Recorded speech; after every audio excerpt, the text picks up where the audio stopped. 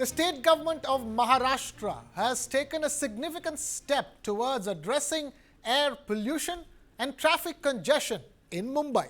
A 7-member expert committee has been formed to explore the possibility of banning petrol and diesel vehicles in the Mumbai Metropolitan Region. Now, as per the government resolution, the committee has been granted the authority to include experts from relevant fields and seek their feedback. It will study the feasibility of phasing out petrol and diesel vehicles in the region and submit its recommendations within 3 months.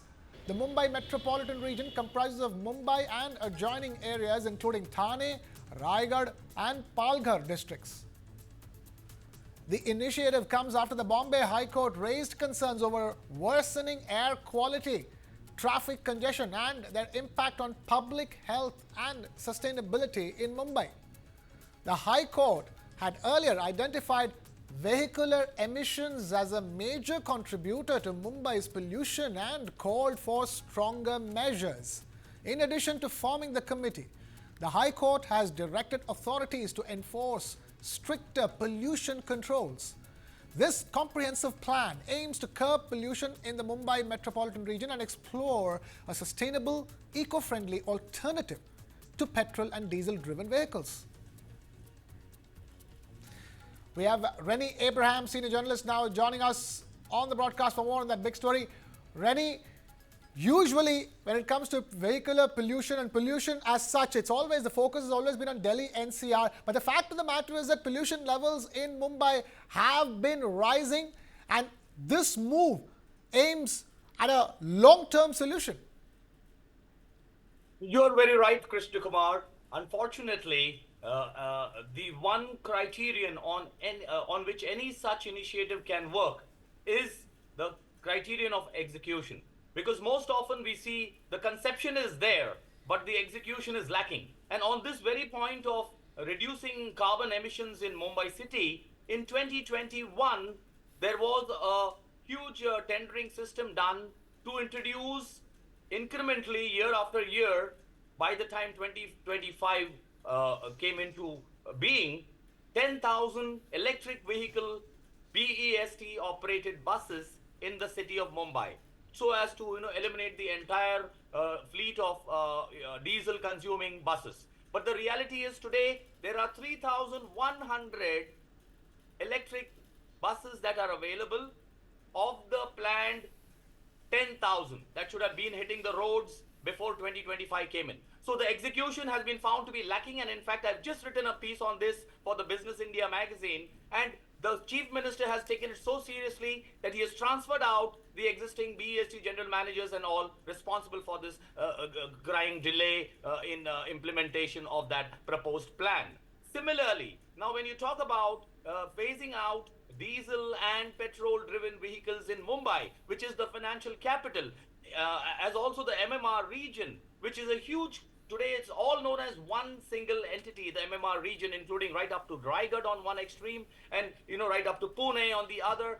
So in this region, Krishna Kumar, it is interesting to note that on a daily basis, there are 200 families that migrate into it.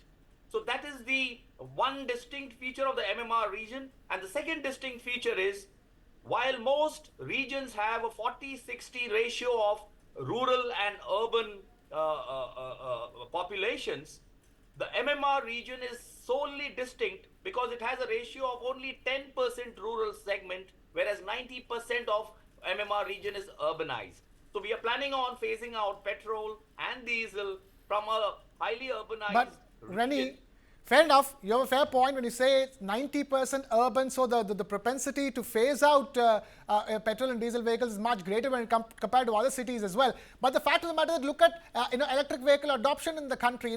What 2.5% of the cars sold in this country, just about 2.5% are electric vehicles. We're at a very nascent early stage when it comes to electrification, and even less when it comes to flex fuels and other kind of vehicles that we can use. So how feasible do you think, and how soon can something like this happen? They're supposed to submit a report in 3 months, but implementation certainly can't be within 3 months. Could take more than 3 years. Absolutely, because you're talking about phasing out the existing lot of petrol and diesel-driven cars that are, for example, purchased in a city like Mumbai. And at last count, this would be a decade ago, there were 200 new vehicles coming into Mumbai city every day. So that tells us the kind of incremental load, and to phase out these vehicles suddenly will not be a simple challenge. Please understand, Krishna Kumar, Mr. Sudhir Kumar Srivastava, who is heading this particular committee, he is a man of absolute renown. He is retired from IAS service, but he has served as the Home Secretary of Maharashtra on occasion earlier and and he is known for his integrity and ability to take it forward. But like you say, 3 months hence, we will have a report that will talk about how this phasing out can be done, but it cannot be done over a few weeks or a few months or even a single year or couple of years, because those petrol vehicles already in the brand new petrol vehicles in Mumbai, they cannot be told to just leave.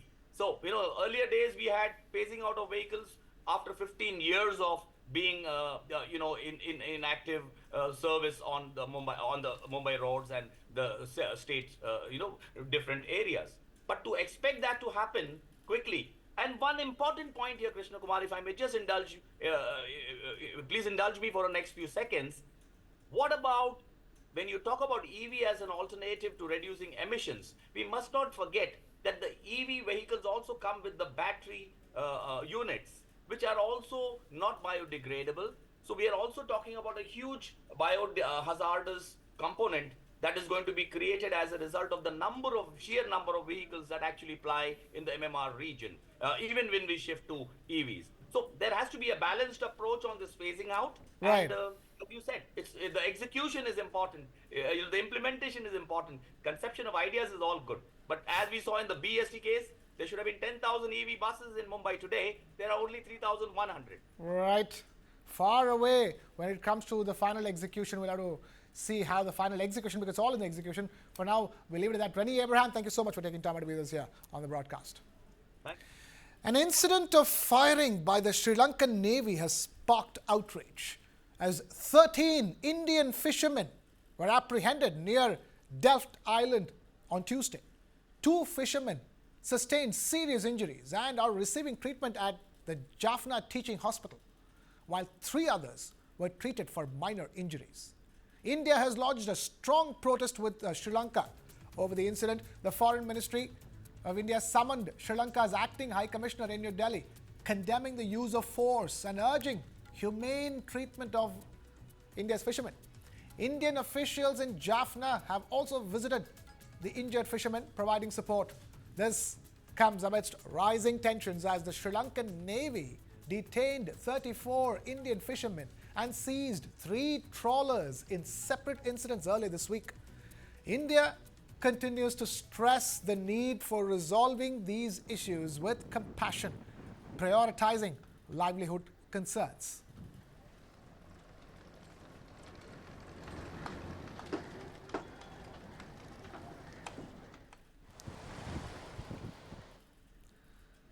Many people were killed and many were injured, including women and children, after a stage collapsed at a Jain Nirvana festival in Bagpat. The incident happened when a makeshift stage made out of bamboo and wood collapsed during a laddu ceremony in Bagpat's Bagor. According to police officials, hundreds of devotees reached the spot this morning to offer laddus to Lord Adinath in the presence of Jain monks. However, the makeshift stage prepared for the devotees collapsed under their weight, trapping dozens of people. Officials, including senior police officials, rushed to the spot with a large police force to manage the situation. The injured were immediately taken to the hospital for treatment, as there were already 108 ambulances present on the spot.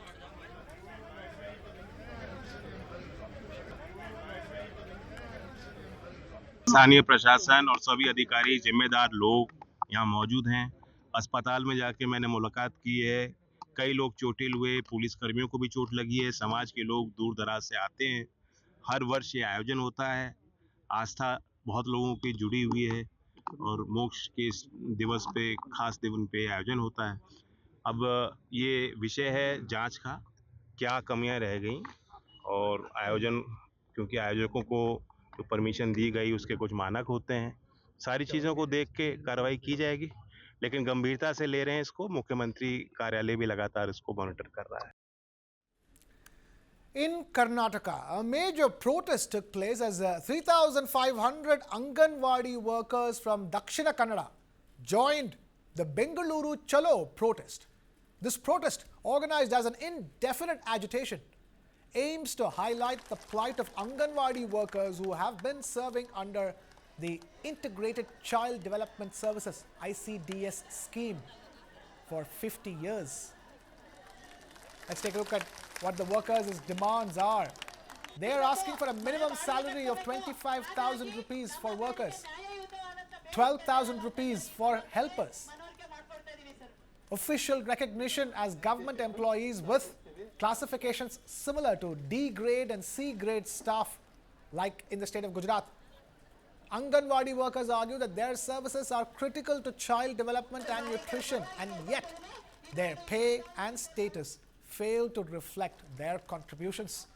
With thousands of workers expected to join further, the protest could mark a pivotal moment in their fight for fair treatment and better facilities.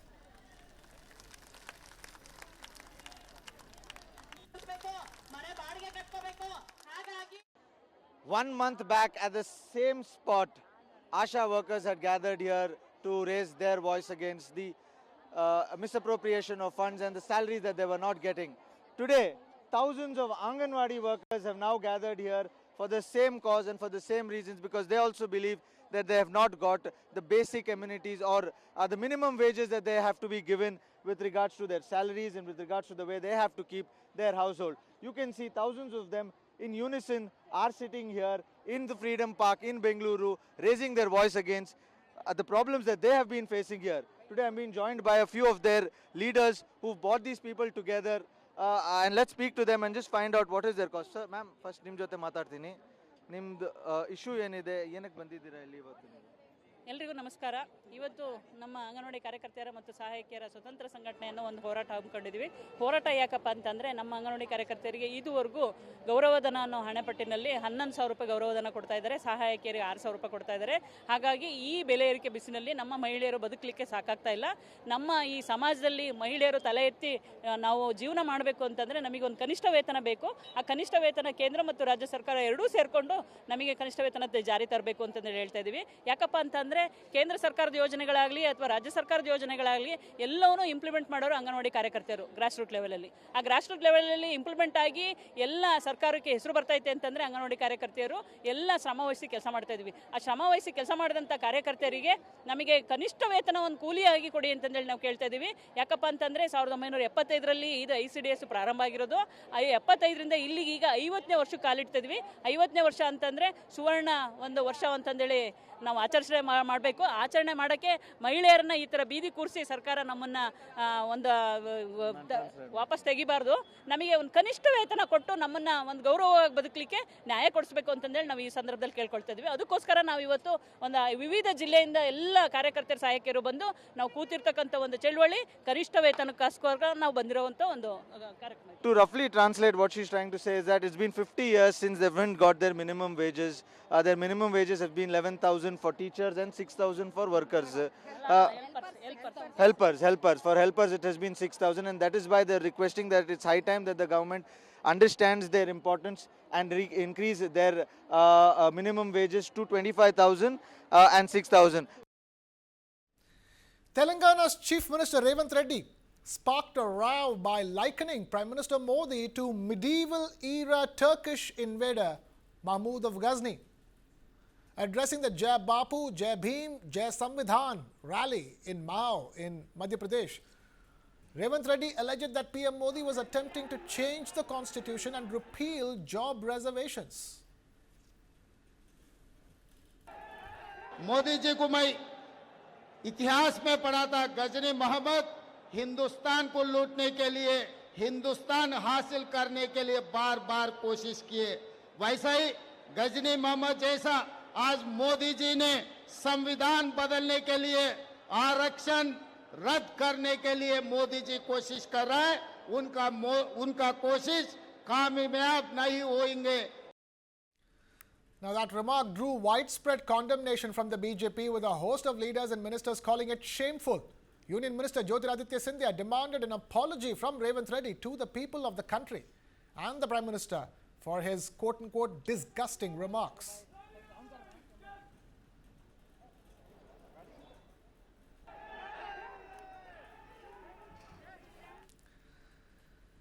Panic gripped Delhi Public School in Hyderabad today after the school received a bomb threat via email. Local police and the bomb squad rushed to the scene and conducted a thorough search of the premises for any possible explosives. This is the second bomb threat the school has received this month, leaving students and parents deeply anxious. Authorities are investigating the source of the threat. More updates are awaited as the situation unfolds.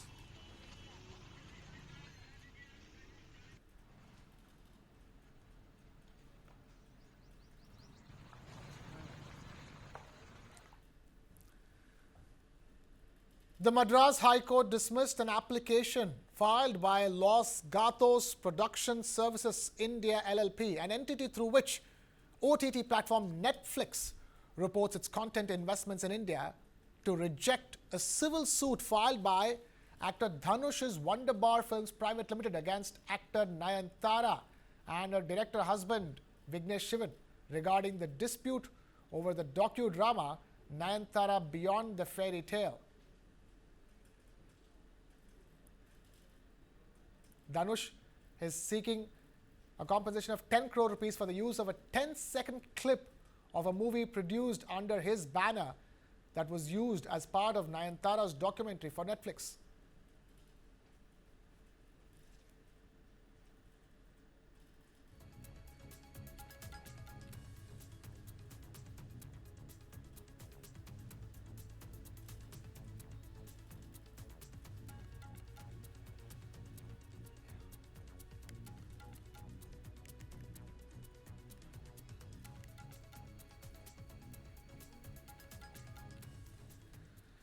Jammu and Kashmir Chief Minister Omar Abdullah has reacted on the Waqf Amendment Bill, saying that the debate is far from over. He says the Waqf Bill still has to undergo thorough discussions in Parliament. Addressing reporters, Omar assured that no law is being implemented right now and said that the Joint Parliamentary Committee was formed with the sole purpose of examining the issues in detail and factor in all sides of the argument.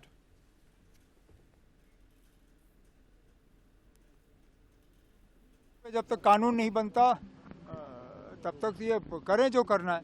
आखिरकार इसका फैसला है वो parliament में होगा, individual रियासतों पे या टेरिटरीज में नहीं होगा ना. अभी कोई कानून लागू नहीं कर रहे हैं. पार्लियामेंट की कमेटी बैठी हुई है, इस पे बहस चल रही है. पिछले दिनों आपने देखा मीरवाइज उमर फारूक साहब भी इस कमेटी के पास गए और अपनी बात सामने रखी.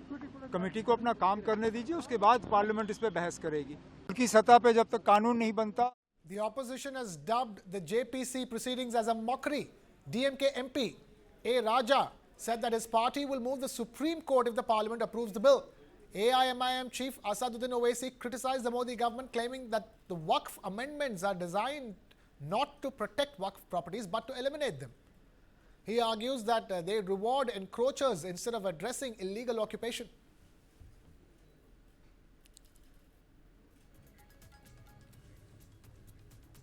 Now, the JPC committee has approved all 14 amendments proposed by its members of the BJP-led NDA. 44 amendments suggested by the opposition have been denied. Hence, all the heat coming in from the opposition for the amendments that the JPC has approved and the government will be going ahead with. AIMIM Chief Asaduddin Owaisi slamming the new amendments as a mockery.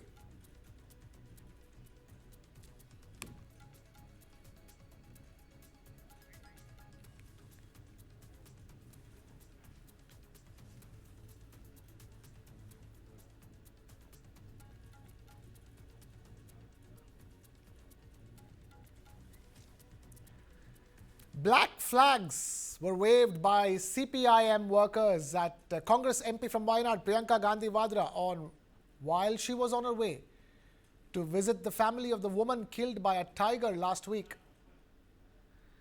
The black flags were waved at Priyanka's cavalcade near Kaniyaram.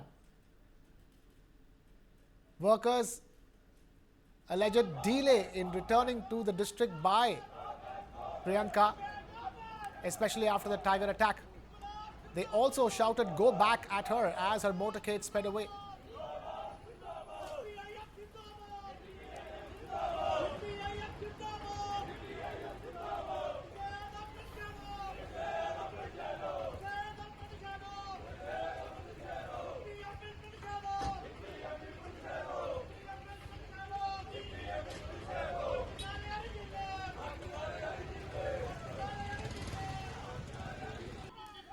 Priyanka Gandhi reached the victim's home and met her family. The victim, Radha, was killed by a tiger when she was out collecting coffee beans at the Priyadarshini estate in Anganwadi village on the 24th of January.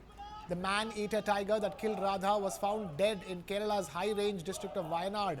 An autopsy on the dead cat revealed the presence of the victim's hair, dress and a pair of earrings in its stomach. The post-mortem also revealed that fresh, deep wounds found on the neck of the feline were the cause of its death. We have Vivek Narayanan now joining us live for more on that. Vivek, talk to us about these protests. What exactly prompted these protests? These protests were prompted after, continuous or recurring attack on, residents in various districts of Wayanad for the last few days. Remember, Radha was killed on the 24th of this month, and even after that, there were 2 incidents of wild animal attack. Now, the question what the CPM is raising here is that why is that Priyanka Gandhi, the MP from Wayanad, not raising this issue in the parliament, and nor, she's, trying to meet the forest minister in charge, Bhupendra Yadav, and trying to find a solution for this. Now, this has been the question that's been asked by the CPM.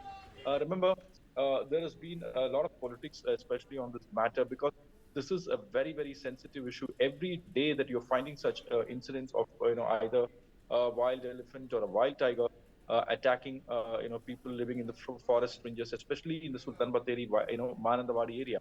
Now, this being a prestigious constituency of the Gandhi family, earlier it was Rahul Gandhi, now it's Priyanka Gandhi. It's obvious that questions will be raised against Priyanka Gandhi, even though Priyanka Gandhi has, said that this is a very serious issue. Nothing on the ground has been done. No action has been taken, either, building, iron concrete buildings, or, iron rings or whatever. That there used to be a mechanism earlier, especially in certain areas of Wayanad. You have wirings that's been set up so that wild elephants does not trespass into the land of farmers.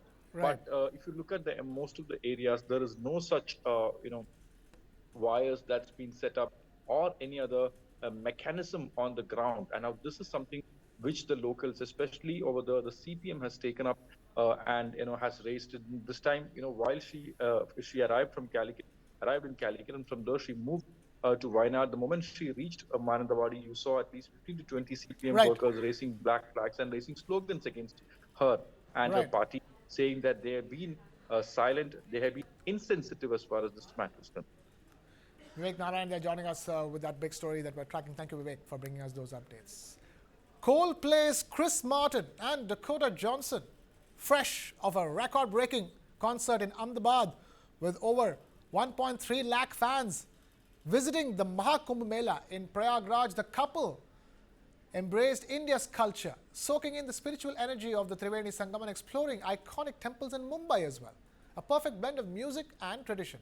PM Modi also spoke about the concert and said that India has a massive scope for live concerts. More on this with News9's Sakshi Litoria.